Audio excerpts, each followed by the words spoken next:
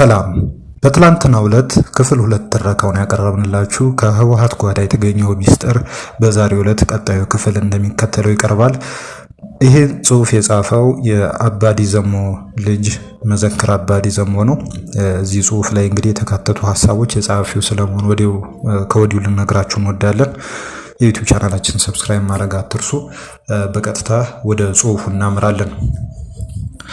40 ኪሎ ሜትር ወደ ኋላ ልንመለስ ነው ማለት ነው። ትልልቆቹ ይቅርብን ሲሉን፣ ሌሎቻችን ደግሞ በአንድነት እንሄዳለን።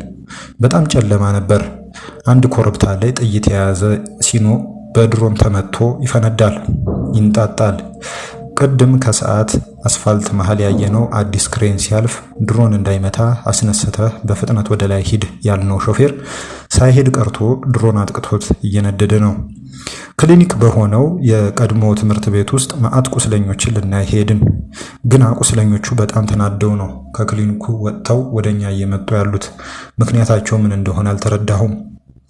እኛን ከተጠቀማችሁብን በኋላ ትታችሁ እየሄዳችሁ ነው ሲሉን ወዲያውኑ ተረዳኋቸው። ሕክምና ቦታ ውስጥ የሚሰሩት ሁሉም እንደሄደ ሲያውቁ እዚያው ያሉትን ቁስለኞች ትተው ሄዱ። ቁስለኞቹን አረጋግተን ወደ አደጋ ቀጠና እየገባን እንደሆነም የራዲዮ ግንኙነት እንደሌለን ገልጸን ተማጸናቸው። ግን ቀጥታ ወደሚመለከተው አካል እንደምንሄድ ቃል ገብተንላቸው ተለያየን። 10 ደቂቃ የሚሆን ያህል ቆይተን ስንመለስ መዓት ሰዎችን በመንገዱ ላይ ተመለከትን። በቃ ተይዘናል ስንል ሌላ ነገር ነው። የሰሜን እዝ መኮንኖች ጉያ በሚባል ቦታ ታስረው ነበር። እነርሱን የሚጠብቁ ዘበኞች አብዛኛዎቹ ሾልከው ሄዱ። አንድ ሚሊሻ ብቻውን እንደቀረ ሲረዳ 1500 ሰዎችን እየመራ ከ6 ሰዓታት በላይ ተጓዘ። ሆኖም ግን እነርሱን ትቶ መሄድ ህሊናው ስላልፈቀደለት ኃላፊነቱን ለመወጣት አስቦ ለማን እንደሚያስረክባቸው ጠየቀኝ። ማንም ምንም ማድረግ እንደማይችል ራሳቸው ብቻቸውን የመጡ ስለሆኑ መንገድ ሳይዘጋ ወደ መኖሪያ አካባቢው እንዲሄድ ነግሬው ተለያየን። ቆይቼ እንደሰማሁት የብልጽግና ጄኔራሎች የተቀበረውን ገንዘብ አገኙት፣ ለራሳቸውም ተከፋፈሉት። ለምን እንዲህ አይነት ብር ተይዞ ወደ በረሃ እንደተወሰደ ሊገባኝ አልቻለም። ግን ደግሞ እስካሁን ድረስ ብዙ ነገር ስላልተረዳሁ ጸጥ ብዬ ነበር። ከረጅም ሰዓታት መንከራተት በኋላ ማንንም ማግኘት አልቻልንም። ከርቀት ተደጋጋሚ ተኩስ ለረጅም ሰዓት ሰምተናል። መንገድ ላይ አስቁመውን የነበሩትን ቁስለኞች ገደሏቸው። 200 ተጋር ወጣቶች በሻዕቢያና በብልጽግና በተገኙበት ተገደሉ። ጅራ በጣም አስቸጋሪ ነበር፣ እጅግ በጣም። ግን አንድ ሊገባኝ ያልቻለ ነገር አለ። ይኸውም አንድ ስራ አስፈጻሚ ስንት ሰው ሲፈጅ የአገሪቱን ንብረት ሲዘርፍ ነው በቃ ወይም በቃሽ የሚለው ሐሳብ ነው። ትግራይ ተዋርዳለች። ለመዋረዷ ምክንያት ደግሞ እነርሱ ናቸው። ህወሓት ሆይ አለህ ወይ? እንዴት ተደርጎ ነው እነዚህ ሰዎች እስካሁን ድረስ ከድርጅቱ ያልታገዱት? ህወሓትን እየገደሏት ነው፣ የምታውቁት ነው። ብቻችሁን ያላወራችሁትን እኔ ያልተናገርኩም። ድፈሩ፣ ቶሎ በሉ። በሰነፍ አመራር ምክንያት ህዝብ እየጠፋ ነው። አቅመራ በምትባል አካባቢ አንድ ትልቅ የሆነ ዋሻ በርቀት ተመለከትን። ከዚያም ይዘነው ያለነውን መሳሪያ ለማስቀመጥ እንደሚሆነን በማሰብ ወደ ዋሻው አቀናን። ድንገት አንድ ልጅ ወደዚህ ማለፍ አይቻልም አለን። ለሰራዊቱ ስራ እየሄድን ስለሆነ እባክህ ተባበረን ስለው እነርሱ ማለፍ አይችሉም፣ አንተ ግን ሂድ አለኝ። እነማን ናቸው ያሉት ስለው አባትህና ሌሎች ሰዎች ናቸው አለኝ። ወላጆቼን ካየኋቸው ሳምንታትን አድርጌ ነበር። ወዴት ነው ያሉት ብዬ አስብ ነበር።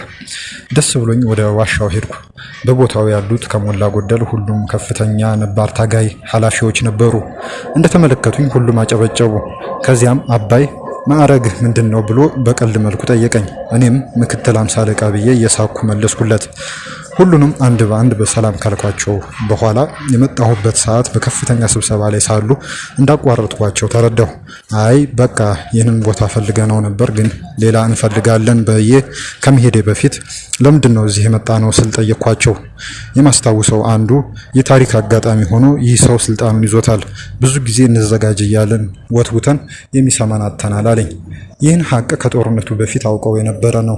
በእውነቱ ሁሉም የሚመጣውን በመፍራት ከባድ ጭንቀት ውስጥ ገብቶ ነበር። ወታደራዊ የፖለቲካ አመራሩ አላስጠጋ ሲላቸው ራሳቸውን በማግለል ቀጥታ ወደ ነባር ታጋዮች ሄደው ተማጸኗቸው። ሌላ ከባድ ጥያቄ አልነበረም የተነሳው፣ እንዘጋጅ ነው ሁሉም ያሉት። ወታደራዊ ኃላፊውን የሚያጠቃልል ሴንትራል ኮማንድ አዋቅሩ ብለዋል። ዲፕሎማሲ ኮሚቴ አዋቅረን ወደ ሱዳን እንሻገር ነው ያሉት። ሌሎቹ ግን አንድ ላይ ሆነው ሁሉም ነገር እንደተበላሸ ሲያውቁ ማንንም ሳያካትቱ ሴንትራል ኮማንድ አቋቋሙ። አሁን ላይ ሁኜ ያን የነበረውን ጭንቀት ሳስበው እንዴት ከባድ እንደነበር መገመት ያስቸግረኛል። እነዚህ ሰዎች ከአዩሃ ናይና ከሚለው ንግግር ጀምሮ ፖፑሊዝሙንና ብሽሽቁን እንዲሁም ንትርኩን ቀንሱ እያሉ ሲመከሩ የቆዩ ነበሩ። እንዲህ ያለውን ከነባሮቹ ታጋይ የሚመጣውን ወቀሳ እሰማ ነበር። በኃላፊነት ረዥም ጊዜ ስለቆዩ ስህተት መስራታቸው አያጠራጥርም። የሚጠየቅ ነገር ካለ ማንም ሰው የመጠየቅ መብት አለው። ትግራይ ገብታበት ያለው አዘቅት ለማትረፍ ግን ከነርሱ በላይ የታገለ የለም። ከብዙ ፈተና በኋላ ነባሮቹ አመራሮች ደብረጽዮንን ሊያሰሩት አልቻሉም የተባለ ስም ማጥፋት ሲመጣ እነዚሁ አመራሮች ከወታደራዊ አዛዦች ጋር በመተባበር ሴንትራል ኮማንድ የሚባለውን አካል እንዲቋቋም የድርሻቸውን አበርክተዋል። ሰው ለመውቀስ ሳይሆን በድርሻው ልክ እንጂ ባልዋለበት ሁሉም ያው ነው ተብሎ በጠቅላላ መፈረጅ አግባብነት የለውም። ነባሮቹ አመራሮች ይህንን ጉዳይ ሁልጊዜም የሚያነሱት ወታደራዊ አመራሮች አግኝተው ቢሰሙን ኑሮ ወደዚህ አንገባም እያሉ ነበር። ልክ ለመጨረሻ ጊዜ እንዳየኋቸው አንጋፋ ጓዶች ሁሉ በዚያን ሰዓት ማን ሊያስብ ይችል ነበር? በጣም ያሳዝናል። ጅራ እንዳለን ሁሉም ነገር ስትርምስምስ አለ። ሴንትራል ኮማንድ የነበረበት አካባቢ የመድፍ ኢላማ ሆነ። እንዲሁም የድሮን ድብደባ ተጠናክሮ ቀጠለ። መድፍና ቢኤሞችን አንድ በአንድ ካወደመ በኋላ ወደ ኮብራ መኪናዎች ተሸጋገረ። ሁሉም ትርምስምስ አለ። ምን እየተፈጠረ እንዳለ የሚያውቅ ማንም የለም። ዝም ብለው እየተሽቀዳደሙ መጓዝ ብቻ። በሰመማ በኩል አንድ መድፍ እየጎተተ ሲሄድ የነበረን ኦራል መኪና የሚሾፍረው ሾፌር ከቅርብ ርቀት ምግብ ቤት ሲመለከት መኪናውን አቁሞ ምሳ ለመብላት ወደ ምግብ ቤቱ ገባ።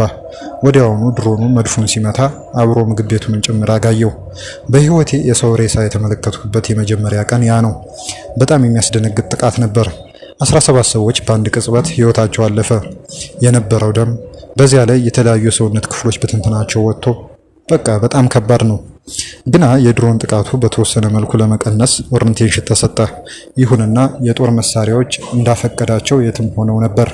እንደዚህ ተስፋ ተቆርጦ ኑ ደብድቡን እየተባለ አብዛኛው ከባድ መሳሪያ ከገላጣ ቦታ ለማግለል እንኳ አልተሞከረም። ትዝ ይለኛል በዚህ ስራችን አንድ ገበሬ ተገርሞ እናንተ የዛሬ ታጋዮች እንደነገሩ ናችሁ፣ የድሮ ታጋዮች ግን አየር ሲመጣ እንዳትስቁ ይሉን ነበር፣ ጥርሳችንን ተመልክቶ እንዳይደበድበን ሲል ወቀሰን። በጅራ የነበረው ምስቅልቅል በጣም የሚያስገርም ነበር። ሁሉም ሰው በአንድ ቦታ ተሰብስቦ ስለሆነም ለድሮኑ አመቺ ሆነለት። ይህ ከሲቹዌሽኑ ሩም እያየናቸውን የተባለው በጅራ የሆነውን ተከትሎ ነው። በመድፍ ድሮንና ሄሊኮፕተር ድብደባ ሲከሰት ትርምስምሳችን ወጣ። እግሩ ወደ አመራው ይሮጥ ነበር። ሁሉም ወደ አንድ አቅጣጫ እየሄደ ነበር። ዕዳጋ ሰሉስ የሚባል አካባቢ አደርን። ከአንዳንድ ሰዎች ጋር ተገናኘን። ተደናገጥንም። ይህን ሁሉ መንገዱ መጣን ያለንበትን ተጨባጭ ሁኔታ ያልተረዱ ሰዎች ብዙ ናቸው። ከሁሉም በላይ ደግሞ አጉል ተስፈኛ የሆነ ሰው ብዙ ነው። ልክ ዝግጅት እንደተደረገ ሁሉ ህዝባችን ሰምተን በማናውቀው አካባቢ አፈር ላይ ቁጭ ብለው ለራሳቸው አፈር መስለው ወይን እኮ ሀያል ነች፣ በአክሱም ዞራ ለመግባት ስለፈለገች ነው ወደዚህ የመጣችው የሚል እምነት ነበረው። በ1978 ዓመተ ምህረት በዚህ ቦታ እከሌ የሚባል ጄኔራል በዚህ ቦታ አፈር አድርጎት ነበር። አሁን እየተዋጋ ያለውን ሰራዊት በግንባር ቀደምትነት እየመራ የሚገኘው እርሱ ነው እያለ ይጠብቅ ነበር። ወይ ጉድ! ይህ የተንሳፈፈ ህልም በረሃ በቆየም ቁጥር በጣም ተደጋገመ። ስያ አብርሃ ሰራዊት ይዞ ኤርትራ ገባ። አለቃ ጸጋይ በእንዳ ባጉና 18000 ወጣት እያሰለጠነ ነው። ፍስሐ ማንጁስ 30000 ወጣት በሱዳን አሰባስቦ ይዟል። በቃ ብዙ ወሬዎች ይወራሉ። በጣም ጭንቅ በሆነበት ሰዓት እንዲህ ያለ የተስፋ ወሬ ይመጣል። ከዚያም አብዛኞቻችንን እናምነዋለን። ሌሊቱን በሙሉ ቦታውን በማሽን ጠራርገን ዕዳጋ ሰሉስ ደረስን። ቁጭ ከማለታችን ተነሱ ተባልን። ተጠናክሮ የነበረው የድሮን ድብደባ በጣም አስጊ ሆኗል። ከእኩለ ቀን እስካሁን ድረስ ሳንንቀሳቀስ ቆይተን ነበር። አደጋ ለመቀነስ ብለን ተበታትነን ነው የተቀመጥነው። ተነስ ግን ተነስ ነው። እንደዚህን ያህል ጊዜ ሰግቼ አላውቅም። ድሮኑ ዝም ብሎ በላያችን ላይ ይዞረናል። መንገድ እንደጀመርን ማለፊያ አጣን። ሁሉም የትግራይ መኪና በዚህ ቦታ ያለ ይመስላል። በቃ ህይወት የእድል ጉዳይ ብቻ ሆነች። እንደምንም ብለን እንለፍ ስንል ወዴት እንደምንሄድ የሚያብራራልን ሰው የለም። በትግራይ አመራር ዘንድ ከባባድ መሳሪያዎች ቸል ተብለዋል። ከባባድ መሳሪያዎችን ይዘን ባሉበት ቦታ እናጠቃቸዋለን እያሉ የፎከሩት እነዚህ ሰዎች አሁን ትተዋቸው ሄዱ። አንድ ሆነን መሳሪያዎችን ከያዝን በኋላ በመተኮስ ጦርነቱን ጨርሰን እናስወግደው እንዳላሉ እንነግራቸዋለን ብለውን ግን ምንም መልስ አልሰጡንም። ሰዎቹ መልስ አለመስጠት ብቻ ሳይሆን ከባባድ መሳሪያዎችን ትተውት ሄዱ። ከጀነራል ሰዓረ መስዋዕትነት ጀምሮ እስከ ምድብተኛ ወጣቶቹ ድረስ መሳሪያዎቹ በከንቱ መቅረት የለባቸውም ብለው ከፍተኛ ዋጋ ከፍለዋል። አመራሩ ግን ጥሏቸው ሄደ። የዚያ ክፍል አባላት የት እንዳሉ በአንድነት የሚጠይቅ ሰው ባለመኖሩ ሌሎች ጓዶች መሳሪያዎቹን ጠላት ከሚወስዳቸው ልናቃጥላቸው ይገባል ተብለው ስለታዘዙ አቃጠሏቸው። አንድ መሳሪያዎቹን የሚያጓጉዙ ሾፌር እያሽከረከረ ሳለ መኪናዋ ገደል አፋፍ ላይ ስትደርስ እንድትወድቅ እዚያው ትቷት ሄደ። አንድ መሳሪያ ማምጣት አለብን ብለን እየተጓዝን ሳለ የወዲ አሸብር ተዋጊዎችን አገኘናቸው። ያለው ሁኔታ ምን ይመስላል ብለን ከመጠየቃችን አንደኛው ቅልጥፍ ብሎ ፈጥናችሁ ከተጓዛችሁ ትደርሳላችሁ አለን። የምንፈልገው ቦታ ጋር ደረስን። የሚያስፈልጉንን ወረቀቶችና ፋይሎችን ይዘን ስንመለስ ግን ወደኛ አቅጣጫ የጥይት ተኩስ መዝነብ ጀመረ። ወደ ኋላ ተመልሰን ብንሮጥም ተኩሱ ከጀርባችን መዝነቡን አላቆመም። ወደ አንድ ከፍ የሚል ቦታ ላይ ወጥተን ከርቀት ስንመለከት አካባቢው አስፈሪ ሆኗል። ማዕት ናቸው። ከመሮጥ በስተቀር ምንም አማራጭ የለንም። ግን ተኩሱ እየጨመረ መጣ። ቀናችን አልነበረም። እንደምንም ካደጋ ብንወጣም እኔ ግን ወድቄ እግሬ ተሰበረ። ከዚህ በኋላ የነበረው ጉዞ በስቃይ የተጠናቀቀ ነበር። ሰመማ በሚባል ቦታ ከ10 እስከ 20 የሚቆጠር ታጋይ ለውጊያ እየተዘጋጀ ያገኘን። ከዚያም የሰራዊቱን ቁጥር ስንመለከት ደህና ነበር፣ ግን ደግሞ እየመጣ ካለው ኃይል ጋር እንደማይመጣጠኑ ገመትኩ። ወደ እነ ወዲ አሸብር ሄደን ፋይሎቹን አስረከብን። ስናስረክብ በጥሩ ሁኔታ ቢቀበሉንም ቅሉ ቀደም ብዬ ያነሳሁት ጉዳይ ግን አሳዛኝ ነበር። ተኩሰን እንጨርሰው ተብሎ ሲነገር ቢቆይም ደብረ ጽዮን መወሰን ባለመቻሉ አቅጣጫ የሚሰጥ ሰው ቦታውን ትቶ በመሄዱ ሚሳኤሉ በሻዕቢያ ቁጥጥር ስር ገብቷል። በሰዓቱ መሪዎቻችን ውሳኔ ባለመስጠታቸው ሳቢያ ኤርትራ ሆኖ መቀለ መድረስ የሚችል መሳሪያ ራሳችን ለሻዕቢያ አስታጥቀነዋል። በዶክተር ደብረጽዮን ያለኝ ቁጣ ከዚያን ዕለት አንስቶ በጥፍ ነው የጨመረው። በምድባችን ከነበሩ ወጣቶች በርካቶቹ ተሰውተዋል። ከመሪያቸው ውሳኔ ባለመምጣቱ የተነሳ ለዚያ መሳሪያ ሲባል ወጣቶች መስዋዕትነት ያህልን ነገር ለመክፈል ተገደዋል። ዳዕሮ ሀፋሽ ወደ ምትባል ትንሽዬ መንደር ስንሄድ ያጋጠመን ነገር አስደንጋጭ ነው። ሁሉም ሰው ሁሉም ሪሶርስ እዚህ ነው ያለው። መንደሪቱ ከአቅሟ በላይ ሰው ተሸክማለች። ሁሉም በረሃብ መዳከም ጀምሯል። ዲሲፕሊን የሚባል ነገር የለም እና ፍግፍግ የሚለው ትዕዛዝ በሌላ ተተርጉሞ መሪዎቻችን ብልጽግና ሆነዋል የሚል ብሶት ከብዙዎች ይሰማ ነበር። ቁጣ ጫፍ ላይ ደርሷል። የፖለቲካ አመራሮቹ እዚህ አካባቢ የሉ፣ ወደ ተከዚ አቅጣጫ እንደሄዱ አስቀድሜ ሰምቼ ነበር። እዚህ ዳዕሮ ሀፋሽ ያለው ትርምስ ደሞዝ በዚያን ቀን የተሰጠው ልዩ ኃይል አለ የሚል ወሬ ከተለያዩ አቅጣጫ ስለመጣ ነበር። በዚህም በአካባቢው የሚገኘው ልዩ ኃይል አመራሩን አንቆ ያዘው። በየቦታው ተወርውሮ የተጣለው ጠመንጃ፣ ቦምብ፣ በቃ ሰው ሁሉ ተስፋ ከመቁረጡ የተነሳ የሰራዊት አባል የሚመስል ነገር ጠፍቷል። የዥው በነበረው ፓትሮል ውስጥ የተቀመጠ ልብስ የያዘ ሻንጣ መስታወት ተሰብሮ ተወስዷል። በዳዕሮ ሀፋሽ በማዕከላዊ ኮሚቴ ደረጃ አቅጣጫ የሚሰጡ ፖለቲካዊ አመራሮች ቢኖሩ እንኳ እንደሌላው ሰው ጥጋቸውን ይዘው የተቀመጡ ነበሩ።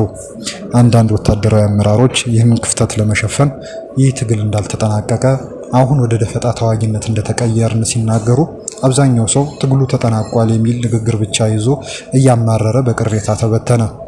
በማሽን መንገድ እየተጠረገ ወደ ተረገይ ፈንጫ የሚባል አካባቢ ሄድን። እዚያ ስናድር ዳግም ይህ ትግል ከዛሬ ጀምሮ በእግር መጓዝን ስለሚጠይቅ መኪናችሁን ጠላት ከሚወስደው አቃጥሉት የሚል ትዕዛዝ መጣ። የተወሰኑ መኪናዎችን አቃጠልን። ከዚህ አካባቢ ማለትም በዳዕሮ ሀፋሽ፣ ተረገይ፣ ሰሪካ በለአ እና አካባቢው በሻዕቢያ የተወሰደው መኪና ከ3000 በላይ ይሆናል። ትተነው የመጣ ነው እህል፣ ስኳር፣ ብርድ ልብስ በርካታ ነው። ተይዘው የነበሩት ሎጂስቲክሶች በአጠቃላይ ለሰራዊቱ እንጂ ለእንደኛ አይነቱ የሚሆን አይደለም። በዚያ ጊዜ የነበረው የሪሶርስ ብክነት ትግራይ ረዥም ዓመታትን ወደ ኋላ እንድትመለስ አድርጓታል። ከዚህ በላይ እንደገለጽኩት ፖለቲካዊ አመራሩ ወታደራዊ አመራሩ ለረዥም ጊዜ አላስጠጋም ብሎ ስለነበር ምንም ዝግጁነት አልተደረገም። ወታደራዊ ክፍል ወደ ውጊያ ለመግባት ተመጣጣኝ የዝግጅት ጊዜ አልነበረው። ሁሉንም ያገኙትን ሪሶርስ አሟጠው ነው የወጡት። አመራሩ አላስጠጋም በማለቱ ሳቢያ ከባድ ችግሮች ነው የተከተሉት። በረሃ ወጥተንም እንኳን እኛንን የምንመራው ብለው ሎጂስቲክሱን ለመቆጣጠር ሞከሩ። ብዙ ኪሳራ ደረሰ። ጤና ቢሮ የቁስለኞችን ጉዳይ አስተባበር ተብሎ በየቦታው ትተናቸው የሄድናቸው የተጎጂዎች ቁጥራቸው ቀላል አይሆንም። ጠመንጃዎችና ተተኳሾችን ሳይቀር በአንድ ቦታ ለማስቀመጥ ወስነው ብዙዎቹ ተወሰዱ፣ ተቃጠሉ። በዚህ ወቅት አንድ ወታደራዊ አመራር ይህ ውሳኔ ስላልጣመው በርከት ያለ ጠመንጃና ተተኳሽ በራሱ ተነሳሽነት ቀብሮ ነበር። ዘመቻ ሉላን እንኳን የተዋጋ ነው እነዚህን ጠመንጃዎች ይዘን ነበር። ፖለቲካዊ አመራሮች በብዙ ቦታ እጃቸውን ሲያስገቡ ወታደራዊ አመራሮቹ አይሆንም ስላሏቸው ነው ጥሩ መንገድ የመጣ ነው። አሁን ሁሉም ተረገይ ፈንጫ መንደር ውስጥ የተከማቸው ሰው ነባራዊውን ሁኔታ የተረዳው ይመስለኛል። ፈርሰናል። በአጭር ጊዜ ሁሉም ተፍረከረከ። እኛ ደግሞ በአንድ ጥጋችንን ይዘን ተከማችተን ነው ያለ ነው። ምንም ሳይይዙ ሁኔታዎችን ሳይረዱ በትዕቢትና ሽለላ አንዳንድ የልዩ ኃይል አባላት የጀመሩት ጉምጉምታ አፈግፍጉ ሲሉ ያዘዟቸውን አመራሮች በልጽገዋል በሚል ፍረጃ አጠናክረው ቀጥለውታል። በዚህ ቦታ የሚገኘው ካድሬ ሽንፈቱን መቀበሉ ይቅርና ለመረዳት አልቻለም። አለፍ በተባለ ቁጥር የኃላፊዎች ስም እየተጠራ አይታችሁታል እየተባለ ይጠየቃል። የፖለቲካ አመራሮች በተለያየ አቅጣጫ ሕይወታቸውን ለማዳን ሲሉ በእግራቸው ጉዞ ጀምረዋል። እነ ደብረጽዮን ከነርሱ ጋር የነበሩትን ክፍሎች ይዘው በተከዚ አቅጣጫ ሲሄዱ፣ አራቱ ስራ አስፈጻሚዎች ደግሞ አጃቢዎቻቸውን ብቻ ይዘው እጅግ በጣም አሰልቺ የሆነውን የወርኢ ጉዞ ጀምረዋል። አንዳንድ ከኛ ጋር ካሉ የፖለቲካ ሰዎች ግን በመሪዎቻቸው ያላቸው እምነት እስካሁን የቀነሰ አይመስልም። ይህንን ሁሉ ነገሮች ካሳለፍንም በኋላ ደብሪጽ አንድ ያሰበው ነገር ይኖር ይሆናል የሚል ሰው መኖሩን መመልከት በጣም ያሳዝን ነበር። የነበረውን ጭንቀት በተስፋ የሚሸፈን እንዳይሆን ዝምታ መርጠዋል። ወደ ሰራዊት አዛዦች ስትሄዱ ግን በሌላው ላይ እንደታየው የሚመሳሰል አይደለም። ጭንቀት ሳይሆን ፕላን ነው የሚወጣው ያለው። የዚህ ትግል አቅጣጫ እንደዚህ መሆን አለበት ሲሉ ይሟገታሉ። በዚያ ሰዓት እነርሱ ጋር እንዴት የመደናገጥ ወይም ሌላ አይነት ስሜት አልተመለከትኩባቸውም ብዬ ተገርሜ ነበር። አሁን ላይ ሁኜ ሳስበው ግን 9000 ሰራዊት ብቻ እንደሚገኝ ሲያውቁ ደንግጠው የጨረሱ ይመስለኛል። እየመጣ ያለውን የኢትዮጵያ ሰራዊትና የሚመሩት ኃይል በምን ያህል ቁጥር እንደሚለያይ አስቀድመው አስበውት ስለነበር ደንግጠው ጨርሰዋል። ከኛ ጋር የሚገኙት ዙና ኦራል መኪናዎች ጠላት ከሚወስዳቸው ይቃጠሉ የሚል ትዕዛዝ ተሰጥቶን ስናቃጥል አመሸን። በስንት መስዋዕትነት የተገኙ መሳሪያዎችን ማቃጠል አብሻቂ ነው፣ ግን ደግሞ የተሻለ አማራጭ ስለሆነ አቃጥለናቸው ወደ መኝታችሁ ሂዱ ተባል። እኔ ለረዥም ጊዜ ወዳላየሁት ጓደኛዬ ዘንድ ሄጄ ተኛሁ። በሌሊት ተነሱ ተባል። የተመደብኩበት ክፍል ወዳለበት ቦታ ሲሄድ ማንም ሰው የለም። ብዙ ሰው ተናዶና ተስፋ ቆርጦ ሁሉንም ነገር ትቶት ወደ ቤቱ ሄዷል። ቁጥራችን እየተመናመነ ነው። ረዥም መንገድ ተጉዘን ማይ እምቡላ የምትባል አነስተኛ መንደር ደረስን። ይህን ሁሉ ሎጂስቲክስ ይዘን እንዳልወጣን አሁን ሁሉም ሰው በረሃብ እየተዳከመ ነው። በመንደሪቱ የሚኖረው ህዝብ ከየትም ብሎ እንጀራ አሰባስቦ ብሉ ልጆቼ እያለ ሲያበላን፣ ምግብ ሲሰጠን እንኳ በፊቱ ገጽ ላይ የሚታየው ግን ጭንቀትና ፍርሃት ነው። ከኛ ትንሽ ጠጋይልና በቃ የፈራነው ሆነ ተሸነፍን ብሎ ይጠይቀናል። አዎ ተሸንፈናል ብሎ የመለሰ አንድ ታጋይ አለ ብዬ አላምንም። ታጋይ የሆነ አንድ ገበሬ እንደዚህ አይነት ጥያቄ ሲጠይቅ ሞራሉን ልትጠብቅለት ይገባል። የሆነ አይነት ኃላፊነት ይሰማሃል። የትግሉ አቅጣጫ ቀይረን ነው እንጂ በሌላ በኩል አለን ትላለህ። በእርግጥ ሁሉም በዚያ ቦታ ያለ በቁጥር ውስን ቢሆንም እንኳን ጊዜው ይርዘም እንጂ መልሰን እንነሳለን የሚል እምነት ነው ያለው። እግሬን እያመመኝ ስለነበር እያነከስኩ አዲ የኦሮ ከምትባል መንደር እንደደረስን የህንፃና ወዲ ራያ ሰዎችን አገኘናቸው። ከነርሱ ወታደራዊ ክፍል ጋር ስናድር አንድ ሚሊሻ መጥቶ የሰራዊቱን ቁጥር ተመልክቶ አዘነ። ከዚያም ገብረ ከናንተ ጋር አለ ወይ ሲል ጠየቀ። ገብረ አዴት ብሎ አከለበት። በትግሉ ውስጥ እንዳለ ግን ከኛ ጋር እንዳልሆነ ነገር ነው።